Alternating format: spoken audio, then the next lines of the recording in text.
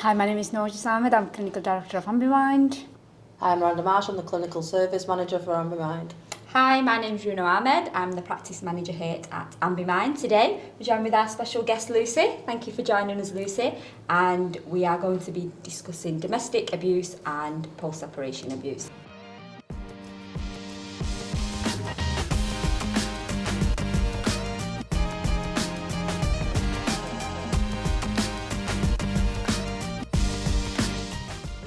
Okay, so again, thank you for joining us.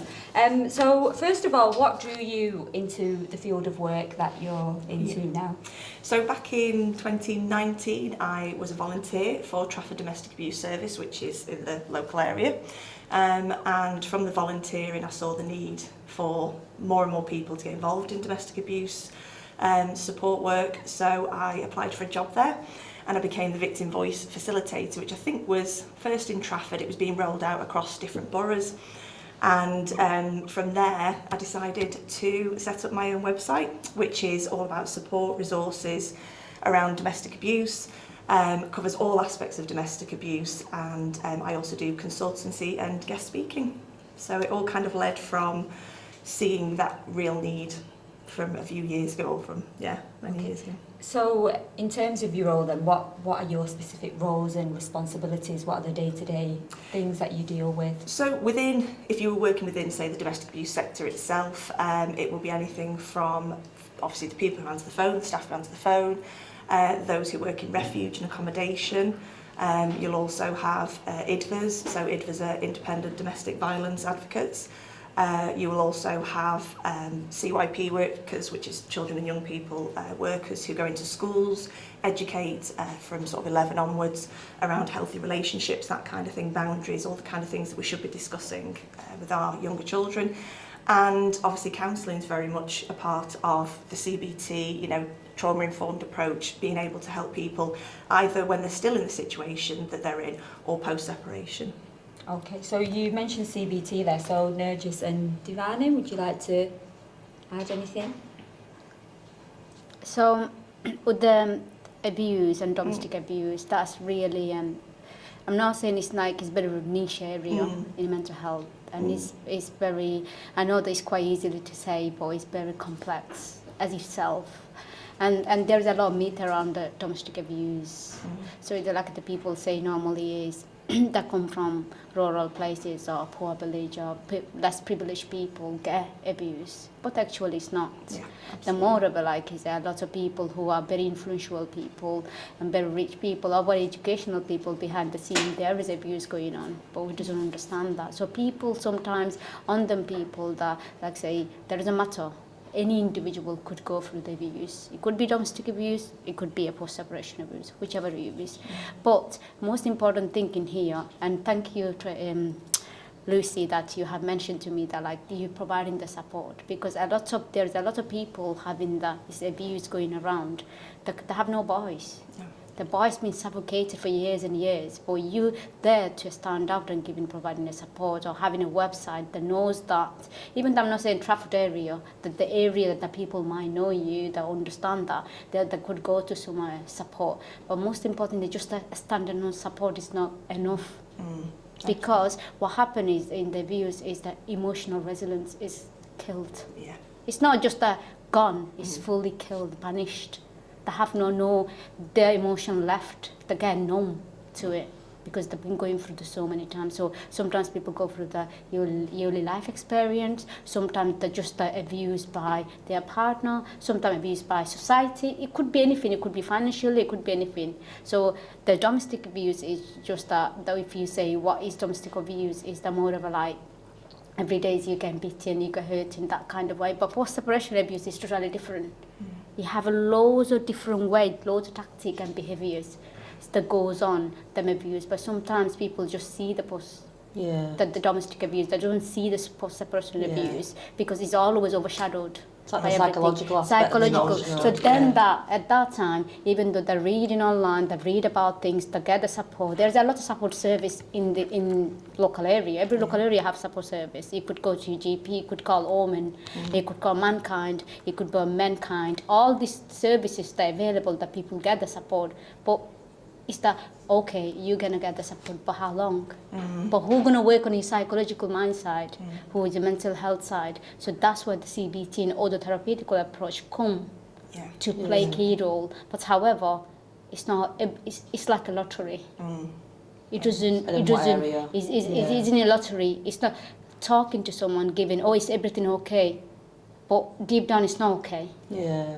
I think that's a really good point, because one of the main reasons I did start up You Don't Own Me was because, say, for example, funding for charities, it would be, say, 6 weeks of support. So you go to group sessions, you'd have the one-to-one counselling. But my biggest concern was when that ends, and it's it's not the charity's fault, it's just the way it is. But what happens then? You need things like You Don't Own Me there, where people can keep revisiting the information that's there, because as well sometimes, and when I've worked with people, they can be in a group facilitation setting, and what will happen is they're not ready to hear what's being said to them, so they then maybe need something like You Don't Own Me, where they can go and visit it under their own condition when they want to, when they're ready to maybe look at it. And that's why I wanted to create something that is there indefinitely for anybody, and it gives them the control back, which is like you were saying about the emotions, and everything is obliterated, your self-worth, your self-esteem, your self-confidence. And I think having something where you can say, and calling it You Don't Own Me is so universal. I think that's one of the proudest things I've done, is give it that name. So absolutely, and I totally agree with that. But it's come back to that, the support available in outside in society, not going to the website and getting and information or reading, and that's helpful. But is the person is capable to get the education, to put them himself, implying themselves without having the support out there, and that's why that therapeutical intervention comes to play. But again, is postcode lottery. Do you know what I think is really important about what you said is the fact that now they're going into schools, because what we've noticed in with the mental health services is that the ages of domestic abuse, it's getting younger, and the perpetrators are getting younger and younger, the victims are getting younger. And obviously domestic abuse wasn't talked about in the past, it was like a taboo subject, and there's a lot more awareness now. It's on the increase. I think it still is bigger taboo, still is a bigger taboo, because it's about prestige and relationship, it's a culture, it's everything play a key role, because a lot of culture that doesn't want to come across as they're going into the abusive relationship because they want to keep their prestige and fake the moral, keeping intact, but there's no voice. And I think, you hit on something before then about the misconceptions about abuse. Very often people think, well, it doesn't affect me. It doesn't affect my family. But what I will always say is it affects everybody and impacts everybody on some level, whether it's yourself, whether it's somebody, a friend, family member, work colleague, neighbour. There will be somebody in those degrees of separation where actually somebody is affected and they are impacted by that. And I think going into schools and talking to children, because the Domestic Abuse Act in 2021 was updated, and children used to be witnesses, now they're considered victims, which is a massive step in the right direction, because obviously children are subject to abuse. We often think of domestic abuse as being intimate partner violence, was always kind of the terminology, but actually, parent to child abuse, child to parent abuse, carer to carer abuse, there's so many other areas, and it is so complex. And I think that's why people don't necessarily want to talk about it, because they don't understand it. They always talk about the physical abuse, they're not talking about emotional abuse here. That's the thing, because when the parents having the parents see these children witnessing the parents abusing their parents, and then they're witnessing, but they're emotionally feeling vulnerable. They never see that part of it. They're only seeing that, just that this person abused this person. So do you think then one of the misconceptions of domestic abuse is more the physical side opposed to the emotional? Absolutely. They always if you nowadays, from previous research, and that so many cases we've gone through when I'm working with NHS, I'm working private, I'm working in hospital, every area of my life I've seen, it's just about them person, individual. Not that as a whole, their children might be affected, their family members might be affected, that how their life outside their life could be affected, friendship, everything affected. As emotional, the person is broken. So then, within your roles, and how do you deal with those misconceptions? What would you do? So I think for me, one of the beauty, kind of the best things, the beautiful things I can do with the website is I have guest blogs. So I have lots of different DA professionals, like domestic abuse professionals, who will write blogs. And I had one recently written by somebody who's a divorce coach, but she specialises in domestic abuse. She's been an IDFA herself. and she'd written one about, is it abuse if my partner doesn't hit me? Now it seems like such a simple kind of question, but actually what she delves into is so important, because people will say, well, there's never any physical violence or harm that, you know, came to me or the children or whatever, then obviously it isn't abuse. But then we have coercive control, we have gaslighting, we have financial abuse, we have, you know, there's so many other aspects of abuse that I think sometimes, well, I get quite concerned when people say domestic violence, and I will always call it domestic abuse, because violence is part of abuse. It's one aspect of it, and it's absolutely horrific, but it isn't the whole. It doesn't encompass all of it. Everything, all those other things I've just said are part of abuse, and that's where I think we need to kind of change that narrative and make it clear to people that, you know, if they can go and read a blog and say, oh, okay, so, and I've had that question so many times when I've been running groups and somebody said, you know, but they've never hit me. But then you have to kind of say, okay, but are you allowed to spend your own money? Well, no. Are you allowed to see your friends? No. Are you allowed to see? But, you know, you start breaking down all the things that they, oh, right, okay. And it is abuse. It's essentially, domestic abuse is about a perpetrator having power and control. And that's what they crave more than anything, is knowing that they constantly have that power and control over you. And it doesn't, one of the other misconceptions is, I think society as a whole has this idea that it happens overnight, and it doesn't. It's very insidious, it's very slow. It will start off very much with the love bombing, if you like. So everything's wonderful, they will praise you, they'll put you on a pedestal, everything's fantastic, if we're talking about intimate relationships. And it's all, you know, all going great, and then slowly over time, things start to change, and there will be arguments, and there will be things that happen where your self-esteem starts to take a hit, and then your emotional, you know, well-being takes a hit, and slowly it's all being eroded, and exactly like you said before, it's all being taken away until you get to a point where they will bring you back round to this trauma bond of, but it's okay, everything's fine and again. then the other person might be move on. The other person might be not realise that how the second person's been affected, even though the other person might think the second person was the problem, not the other person. So that way that the person is the who go through the situations, is very hard to understand people's mindset and then emotion. Because you're in a fog, read a fog on it. So you are in a, like a more of a tinted glasses. Everything feels like gloomy at that time.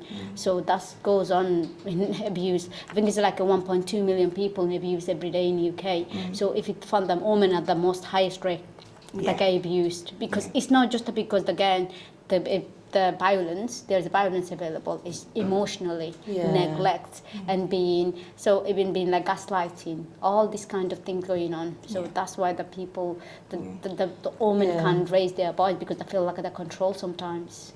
I think though, over a period of time, like you said with the gaslighting, and what happens is when the self-esteem's eroded, they become anxious that they're not making the right decision with the person, and they start adapting their behaviours and changing. So basically that's where the control comes in, because you're changing your behaviours. You don't recognise yourself eventually, and that's what so many service users I've worked with have said, is I didn't recognise myself anymore. And that to me is the most kind of heartbreaking thing, is because, you know, who you were and who you become.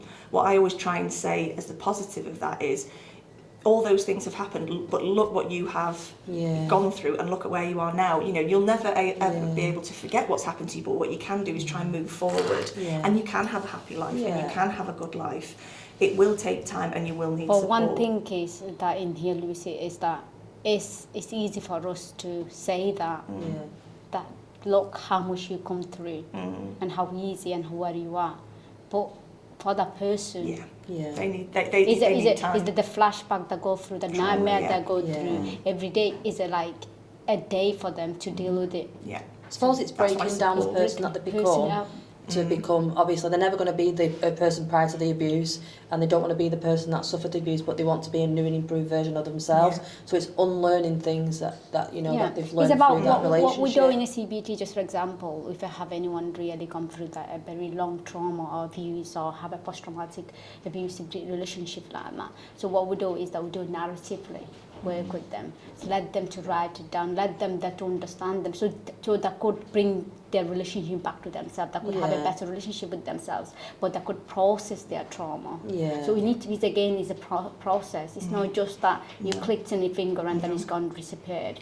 It's a process itself as a You very often find as well a lot of people don't necessarily. I mean, it depends. Everybody's different, but some service users didn't like the word recover because it makes it sound like they've had a cold, or you know, it's almost downplays what they've been through.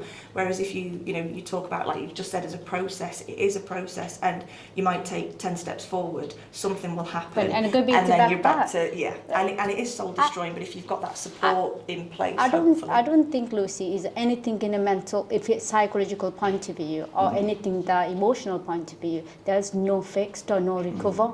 He's always working on that. It's always process. Absolutely. So it's a long time process. But you need to be remind yourself that who you are as a person, then how much you've gone through and who you are. You're fighting, and still you survived.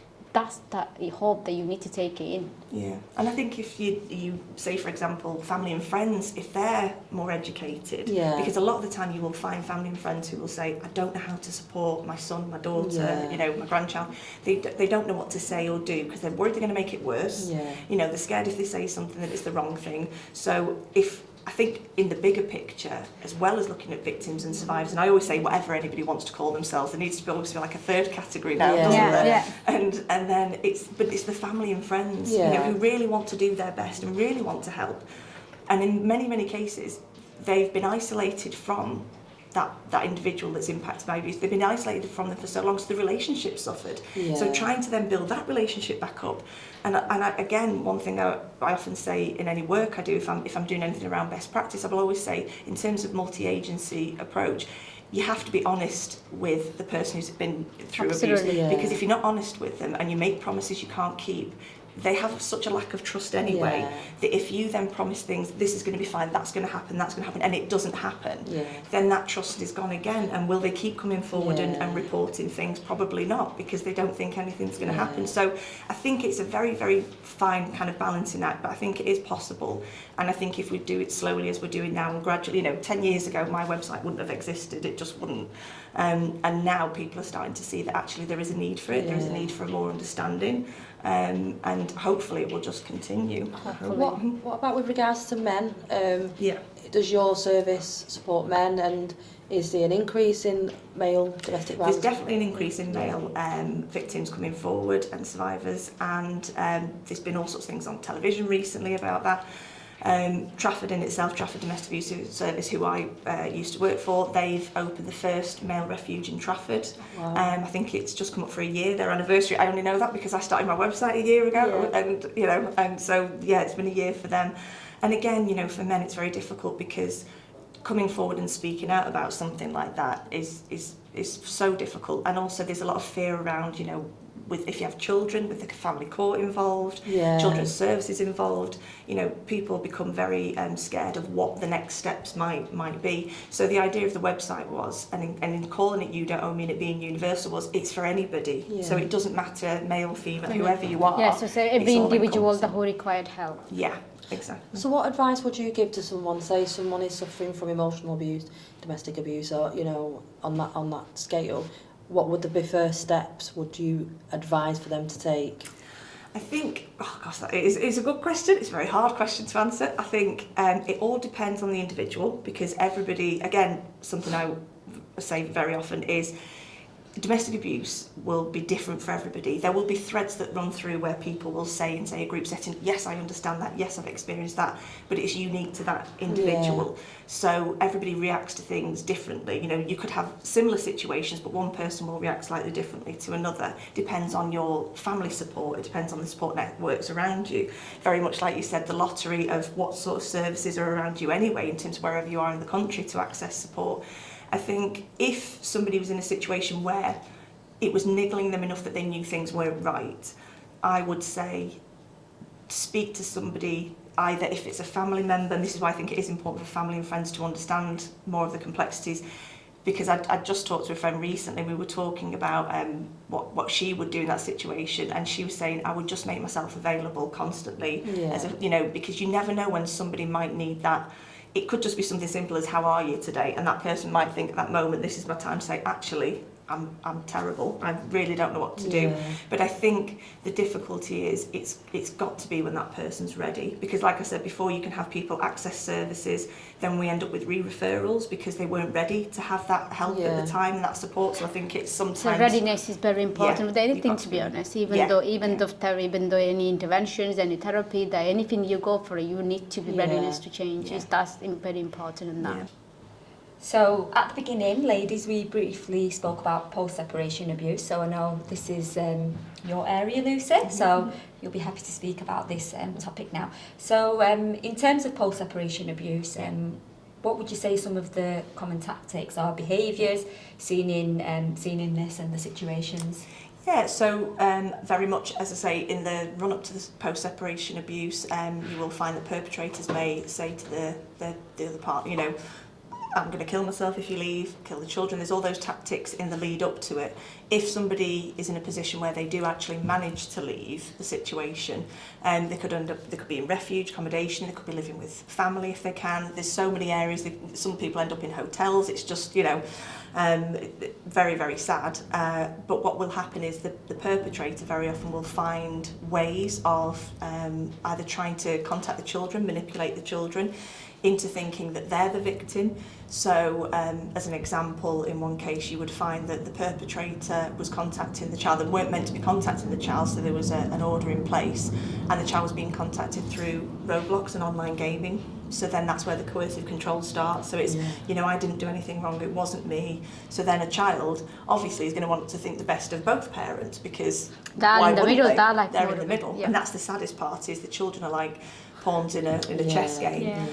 Other tactics are things like the perpetrator giving the child a phone, so without the other parent knowing. So again, keeping that contact, and it almost kind of creates this level of control for the child, because they know then that they can do, you know, whatever X, Y, they Z want. without, And also there's the most common one is that like the perpetrators sometimes like give the money, who are the financially capable, they give the children the money, and then they say, oh, the parents not capable to provide the money, and then because financially make this secure to them, and they think like they're the best parents. But it just like again, the financial situation play key role nowadays quite often. Then actually the other things now, gaming, that's one of them things, and financial security, give it to the kids when they don't need it, or send it to, even though that you might be doing the bad behaviors or habit, the parent or the parent isn't aware of it. So all this goes on, especially the middle of it, that the young people get suffered. Yeah, and they are in the middle of it, and sadly sometimes children do see it as an opportunity to say, well, I'll ask this parent for this, or I'll ask this parent for that. Or one thing I would say is, if anybody did think that their child had maybe experienced or was experiencing post-separation abuse, is to try and look for support services, try and look for people who are CYP workers, who are experienced. You know, children can do it in group settings, which often helps, because then they can see other children, because I think so often children think that it's just them, it's only happening to them because they're in their own little world, aren't they? Whereas when children see in a group setting that they're all talking about it, then they can see, actually, it's not just me, they don't feel so alone, and they know that they can get help. You know that I had a case on that one, you know that case, I think you know aware of it, you might not remember, but we both dealt with the same case. And this young person, the parents are very abusive to each other, okay? And they never realize that how abusive they are. And then when they're because they're little, they don't have the understanding to what's going on. So when they're just grown up, they start to understanding about the world, and they start to understanding actually how toxic the environment for the both parents, and what that is, and the people don't understand that young people observe all that negativity. Then actually the person who gain abuse observing it. The children gain from the environment, all that, they always gather, and they always think the negative about themselves. They don't want to stay on the environment. They want to go. They felt like a trap. So because of that, but it doesn't. So because of I'm not saying the person that if it's in a relationship, husband and wife, they're both going through the same situation. Fair enough. But what they're doing is they're making the bigger hole for the children than for themselves. Because them children are emotionally getting neglected, and they're emotionally finding it hard, and they need to choose. The most important part is that they need to choose who's going to be right parents, who's going to be that. They have a choice, and even the parents think, oh, I'm going to give my child everything. the need. Even these parents say, I look after my child. I'm not saying the parent doesn't love their child. They love their child. But they're never able to fill the gap in their emotional reasoning. They're not going to be able to make them feel a raised, like I'm saying, like a well-being support. They're never able to give that. That doesn't matter. They might give the luxury lifestyle. It doesn't matter. And very often children, I think, as well, blame themselves and Yes, ask the question and it's say, because is of it them. my fault? You know, is this why the environment And was this, the way it was? I'm talking about these young people, he felt that. And he's gone to the so bad traumatic, his depression, with age, he was 9 years old. The age was... It's having, difficult, yeah, it's very yeah. difficult. It's depressed. He doesn't want the young person don't want to do anything in their life. Worthless. What's the point? So leaving 9 years old when they're like a early stage of their I'm saying adulthood, a teenhood, they're finding it themselves that what's the point living, is worthless. I think that's where it's important for children to get that support and help to know where their boundaries are. You know, to say actually, you know, they love both parents, and that's another common misconception as well. Absolutely. That people think as well is that a child will not love the abuser. Of course they will, because it's their parent, you know. So the outside world will say, but how could you love somebody that did X, Y and Z? But it's your parent, and children just want to love both parents. They see the best in everybody because it's that innocence. It's their parents, isn't it? absolutely. Okay, so our last question. I think this is quite an important one. So what is your advice to anyone who would be going through this at the moment? My advice would be if you do recognise the signs or anything that's been said, especially today, where you think actually, I do recognise that either in myself or you recognise it in your family member or friend, I think definitely go and read up, you know, try and get some more information. There's plenty of places out there, like you said before, there's Mankind Initiative, there's Women's Aid, there's You Don't Own Me. There's lots and lots of different websites out there that have a host of resources and information where you can find out more. And if you do think, and the one thing I will say is, pick up the phone to a domestic abuse charity. A lot of people say, well, I'm scared because what if I've got it wrong? What if you haven't?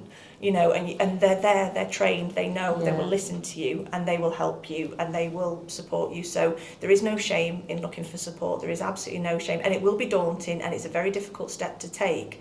But once you've taken it, then you are on that path to hopefully helping yourself, helping your family and rebuilding your life. Yeah, there's also 24-hour mental health helplines in every single borough throughout England. So, you know, it's just a case of you could just ring and speak to a practitioner, anyone, and just have a conversation around your difficulties, your struggles, and then what they'll do is they'll guide you in the next signpost. And there's one of them that for the young people and children's, because I always more focus on young people and children because they are the future adults. Because you always focus on our adults, but the children is the most important things I think everyone should be understand and educated about, because they are going to be our future adults who will create a better world for us.